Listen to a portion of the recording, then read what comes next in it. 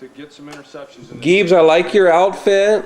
So Daddy, how you ride? Gabriella, let me see you ride with your racing outfit on. I really felt that when the game would be on the Go line, fast? they could do some things. In order Let me see you ride with your racing suit on. you know, that's what was the difference. Because Oh, gonna take a little break for some water. we'll never get over it. Brett Favre will never get over it. When you look at the stat sheet and you really go through this game, it shouldn't have been close.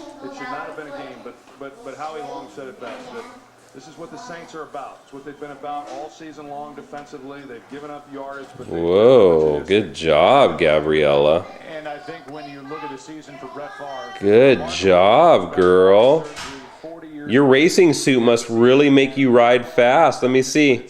Let me see some good riding. Go through the whoop-de-doos. for a long, long time. Good girl. Oh, hang on. Nice. Taking his team to the Super Bowl. So today is, what is today, Gabriella? January 24th, 25th, something like that, 25th? And the New Orleans Saints won the NFC Championship.